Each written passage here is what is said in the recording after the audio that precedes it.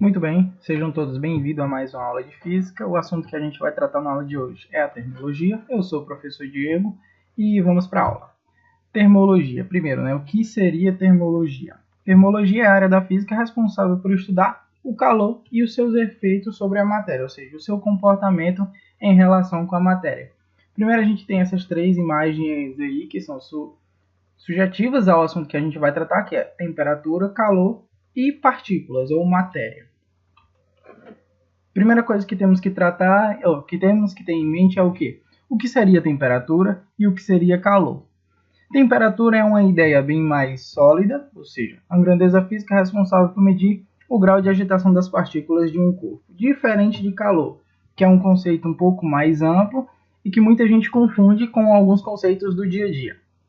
Calor, fisicamente falando, é o termo físico que descreve o fenômeno de transferência de energia de um corpo para o outro.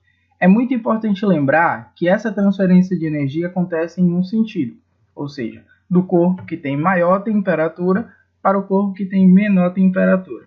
Guardem essa observação porque a gente vai precisar mais na frente. Sensação térmica. Antes de entrar mais profundamente nos assuntos de temperatura e calor, é importante a gente conhecer essas grandezas que circundam a termologia. Sensação térmica ou temperatura aparente é a forma como nossos sentidos percebem a temperatura do nosso ambiente. Geralmente, essa sensação térmica pode ser representada por quente, frio, morno, gelado, ou seja, são aqueles termos que a gente usa no dia a dia para classificar a temperatura dos objetos que a gente toca. Aí tem alguns exemplos. Esse é o exemplo da mãe, quando toca no bebê que está febril.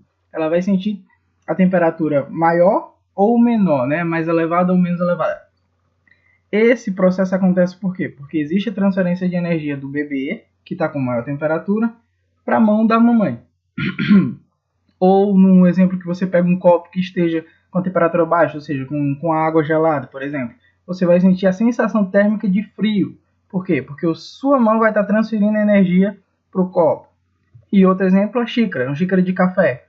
Praticamente a xícara teria que está com temperatura maior do que a da sua mão. Então, quando você encosta, você vai sentir a sensação térmica ou a temperatura aparente de quente.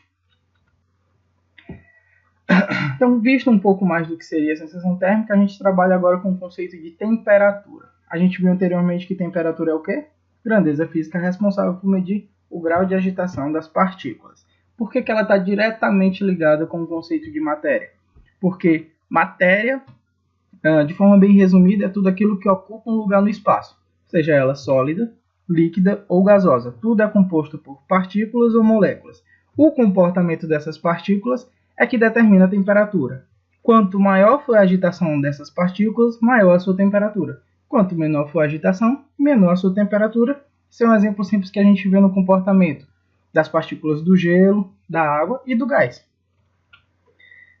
Um exemplo visualmente mais fácil de se comprovar isso, nesse gifzinho, você vai ter uma barra, provavelmente metálica, que demonstra as suas partículas aqui. A parte da barra que está sendo aquecida possui partículas que estão se movimentando mais rápido do que as partículas que estão do outro lado da barra, que não está sendo aquecida.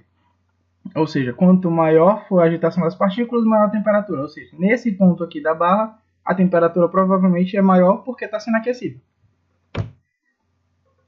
E agora a gente pode comentar um pouco mais sobre a ideia de calor. Anteriormente a gente viu que calor é o quê? Transferência de energia de um corpo para outro. Pega esse exemplozinho que a gente tomou bem aqui. Você tem um corpo A com a temperatura de 50 graus Celsius e um corpo B com a temperatura de 20 graus Celsius. Lembra da nossa observação? Para que ocorra a transferência de energia, você precisa que esses dois corpos estejam com temperatura diferente. E como é que vai acontecer essa transferência de energia? Sempre do corpo que tem maior temperatura para o corpo que tem menor temperatura. Ou seja, nesse exemplo, o corpo A iria ceder energia para o corpo B. Como que acontece essa transferência de energia? Na prática existem três tipos, por condução, por convecção e por irradiação. Vamos classificar um pouco mais desses tipos. Por condução, necessita de um meio material para sua propagação. Esse meio pode ser líquido, sólido ou gasoso, ou seja, qualquer matéria. Só que ela é mais eficiente em sólidos, especificamente em metais. Não se propaga no vácuo. A gente vai ver que tem um caso específico para o vácuo.